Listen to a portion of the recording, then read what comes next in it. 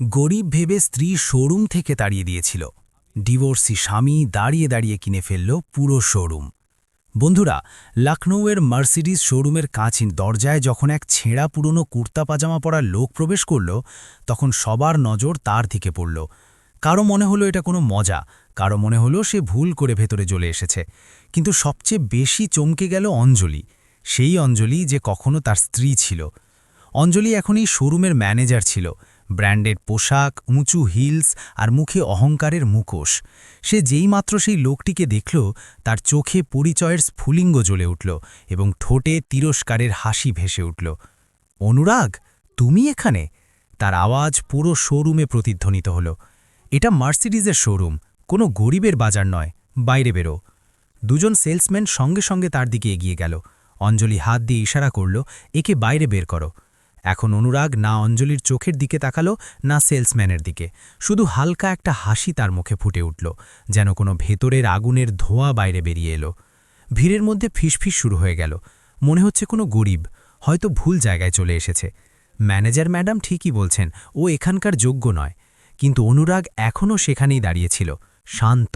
তার মুখে একটা ঠান্ডা নীরবতা ছিল, যেন সবকিছু শুনছিল, কিন্তু উত্তরটা সঠিক সময়ের অপেক্ষা করছিল।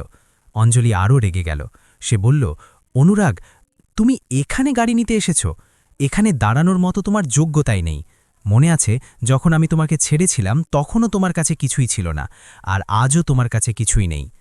অনুরাগের চোখে যেন অতীতে ছায়া নেমে এলো। ৮ বছর আগের সেই তেতো রাতটা তার সামনে ভেসে উঠল।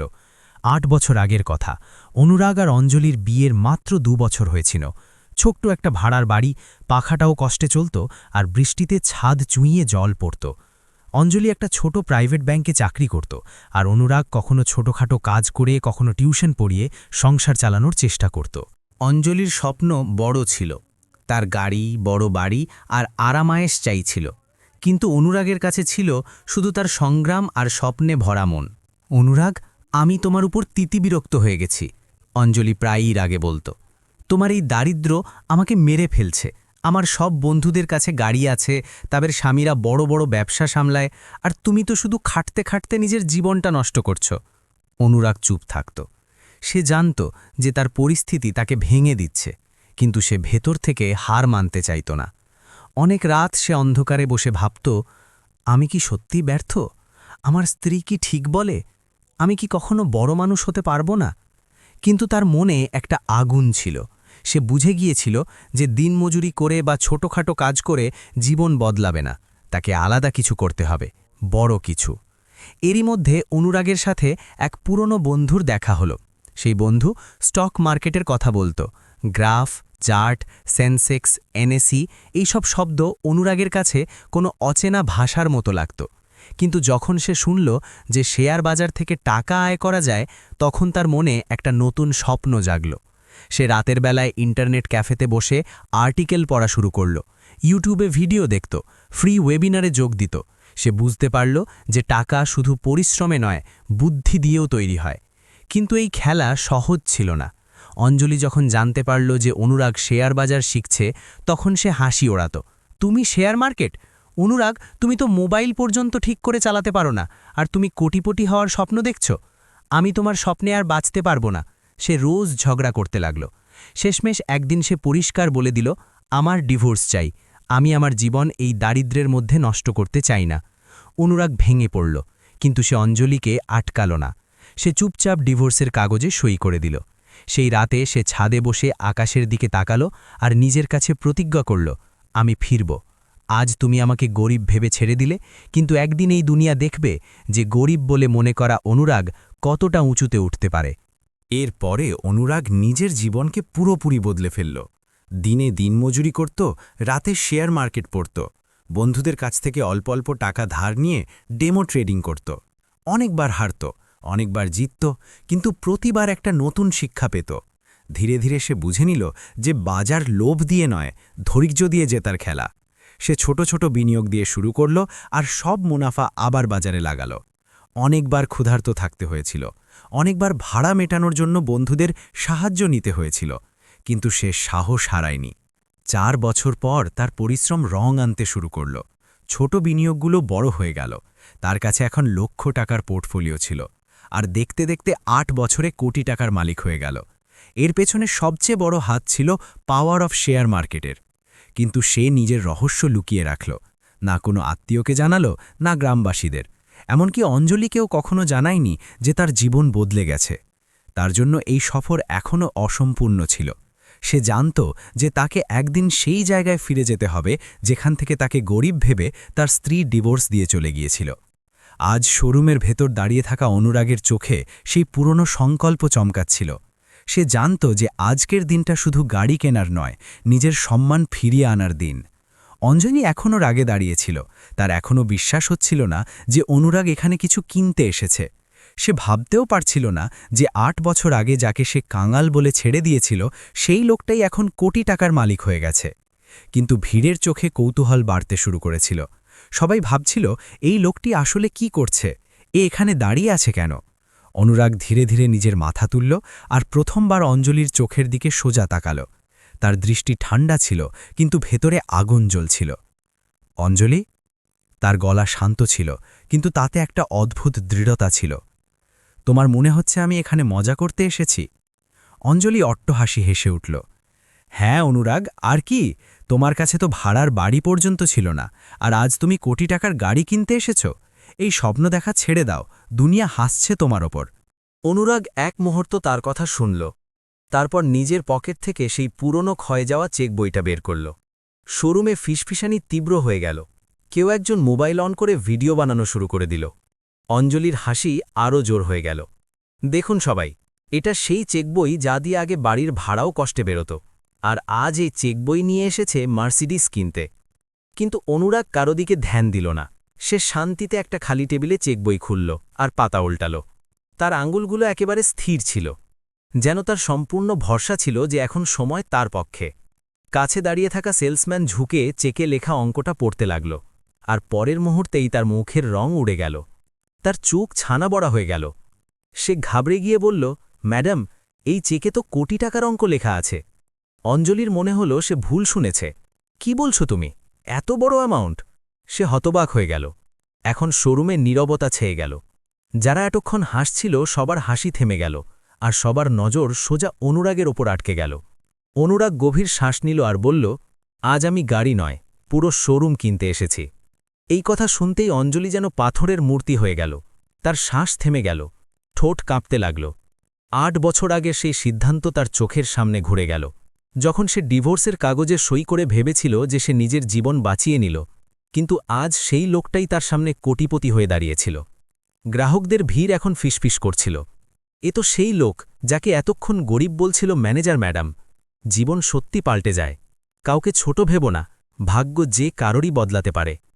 অঞ্জলি ঘাবড়ে গিয়ে বলল, এটা এটা এটা সব মিথ্যে, আমি মানি না। অনুরাগ হালকা হাসির সাথে কাছে দাঁড়িয়ে থাকা উকিলকে ইশারা করল। উকিল ফাইল এগিয়ে দিল আর বলল, ম্যাডাম, সব কাগজপত্র তৈরি আছে, ডিল ফাইনাল করতে হবে। অঞ্জলির পায়ের তলার মাটি সরে গেল, তার গলা শুকিয়ে গেল। এখন সে বুঝতে পেরেছিল যে সে অনুরাগকে চিনতে পারেনি। এই সেই অনুরাগই ছিল, কিন্তু এখন আর আগের মতো নেই। তার চোখে অনুশোচনার বন্যা উথলে উঠল। সে ধীর গলায় বলল, অনুরাগ, তুমি সত্যি? অনুরাগ তাকে থামিয়ে দিল। তার গলা ভীষণ ঠান্ডা ছিল। অঞ্জলি, মজা সেই দিন হয়েছিল যেদিন তুমি আমাকে গরিব ভেবে ছেড়ে দিয়েছিলে। মজা সেই দিন হয়েছিল যেদিন আমি তোমার জন্য সব সহ্য করেছিলাম, আর তুমি আমাকে দুনিয়ার সামনে ছোট করে দিয়েছিলে। কিন্তু আজ মজা শেষ হয়ে গেছে। শোরুমের প্রতিটি মানুষ দাঁড়িয়ে সেই মুহূর্তটা দেখছিল, যেন কোনো সিনেমা তাদের সামনে চলছিল। অঞ্জলির চোখ থেকে জল বেরিয়ে আসছিল, কিন্তু সে তা আটকে নিল। তার অহংকার এখনও তাকে মাথা নত করতে দিচ্ছিল না, কিন্তু ভেতর থেকে সে ভেঙে পড়েছিল।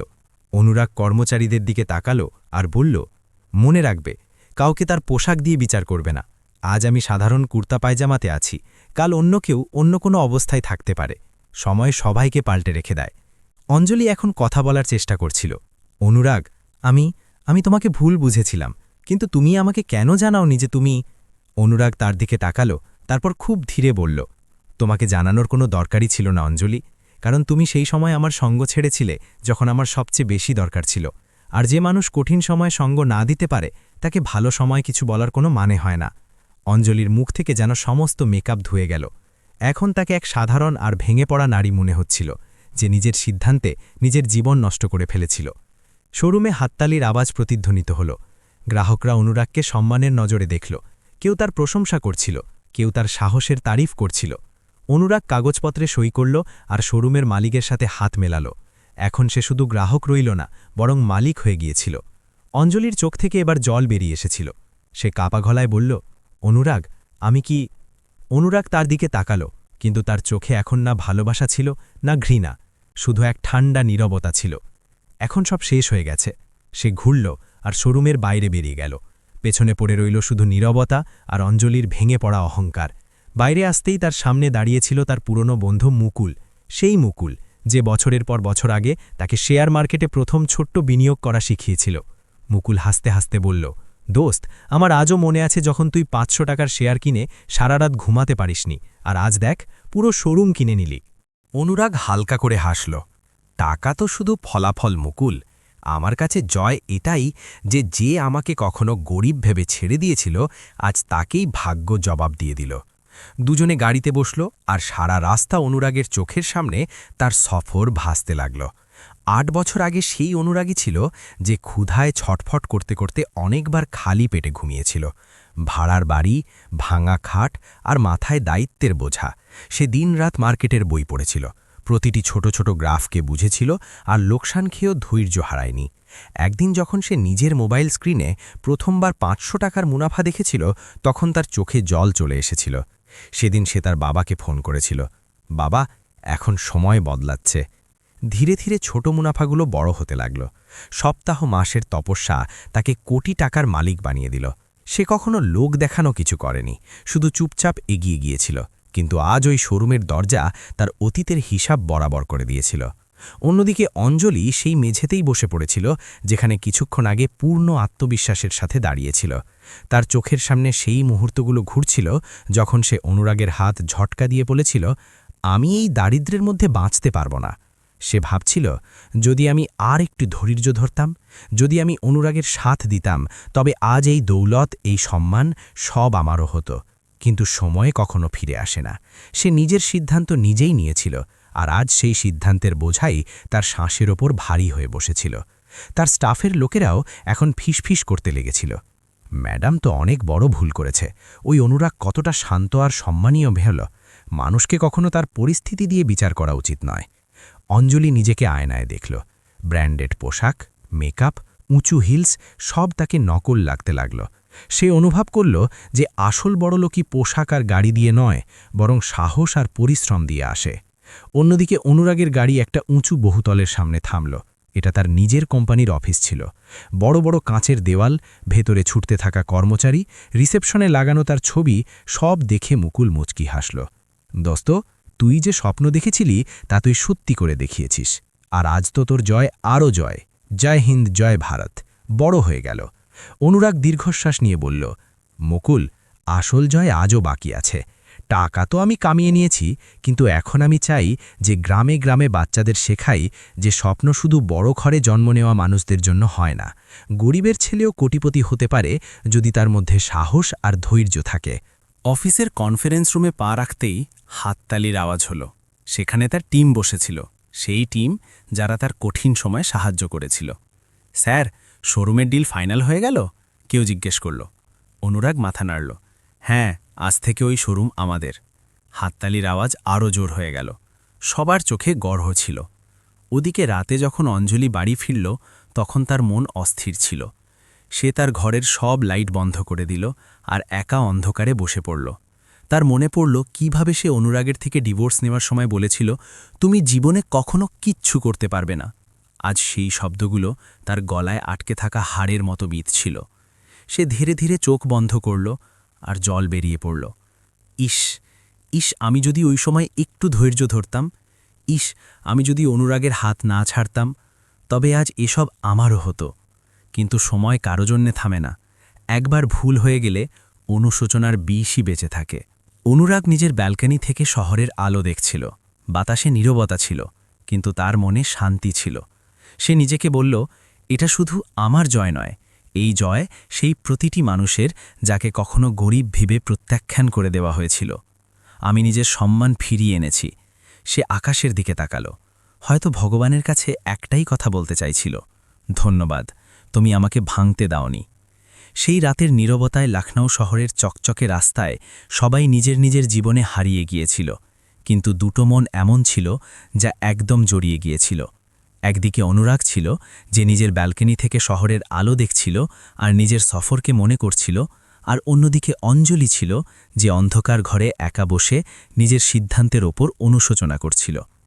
অঞ্জলির মুখ থেকে মেকআপ ধুয়ে গিয়েছিল, তার চোখ ফুলে গিয়েছিল, তার পুরো দুনিয়া যেন ভেঙে পড়েছিল। সে বিড়বিড় করছিল, যদি আমি একটু ধৈর্য ধরতাম, যদি আমি অনুরাগের হাত না ছাড়তাম, তবে আজ এসব আমারও হতো। কিন্তু সময় কারো জন্যে থামে না। একবার ভুল হয়ে গেলে অনুশোচনার বিষই বেঁচে থাকে। অঞ্জলির অস্থিরতা এতটাই বেড়ে গেল যে সে পরের দিনই অনুরাগের সাথে দেখা করার সিদ্ধান্ত নিল। সে জানত যে অনুরাগ এখন সেই উচ্চতায় আছে যেখানে হয়তো সে পৌঁছতেই পারবে না, কিন্তু তার মন তাকে টানছিল। পরের দিন যখন অনুরাগ তার অফিসের কনফারেন্স রুমে মিটিং শেষ করছিল, তখন দরজায় কড়া নাড়া পড়ল। দরজায় দাঁড়িয়েছিল অঞ্জলি, সেই অঞ্জলি যে কখনো তার স্বপ্নের সাথী ছিল, আর পরে তার সবচেয়ে বড় ধাক্কা হয়ে দাঁড়িয়েছিল। অনুরাগ তাকে দেখল তো কিছু মুহূর্তের জন্য চুপ থেকে গেল। তার চোখে না রাগ ছিল না ভালোবাসা, শুধু একটা ঠান্ডা দৃষ্টি ছিল। কি চাই অঞ্জলি? অনুরাগ শান্ত স্বরে বলল। অঞ্জলির ঠোঁট কাঁপছিল।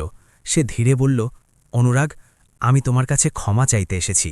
আমি তোমাকে সেই সময় ছেড়ে দিয়েছিলাম যখন তোমার আমাকে সবচেয়ে বেশি দরকার ছিল। আমি তোমাকে গরিব ভেবে প্রত্যাখ্যান করেছিলাম। আজ আমি বুঝতে পেরেছি যে আসল দৌলত পরিশ্রম আর ধৈর্য হয়, আর তুমি সেই সব পেয়ে গেছো যা আমি স্বপ্নে দেখেছিলাম। তার চোখ দিয়ে জল গড়িয়ে পড়ল।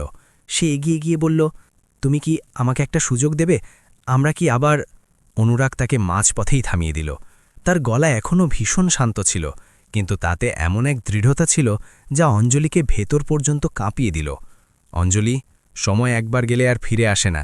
তুমি আমার সঙ্গ সেই সময় ছেড়েছিলে যখন আমি ভেঙে পড়েছিলাম, যখন আমার কারো কাঁধের দরকার ছিল। তুমি আমার দারিদ্র্য দেখেছিলে, কিন্তু আমার সাহসকে কখনো দেখনি। আর আজ যখন আমি ওপরে আছি, তখন তুমি আমার কাছে ফিরে এসেছো। কিন্তু এখন তোমার জন্য আমার জীবনে কোনো জায়গা নেই। অঞ্জলি ফুপিয়ে কাঁদতে কাঁদতে বলল, অনুরাগ, আমি সত্যি অনুশোচনা করছি। আমি খুব বড় ভুল করেছি। অনুরাগ তার দিকে তাকালো, কিন্তু তার চোখে শুধুই করুণা ছিল। অঞ্জলি, জীবন ভুল করার সুযোগ দেয়, কিন্তু প্রতিটি ভুলের শাস্তিও দেয়। তোমার জন্য এই শাস্তি এটাই যে আজ তুমি দেখছো যাকে তুমি প্রত্যাখ্যান করেছিলে, সেই লোকটাই আজ শোরুমের মালিক।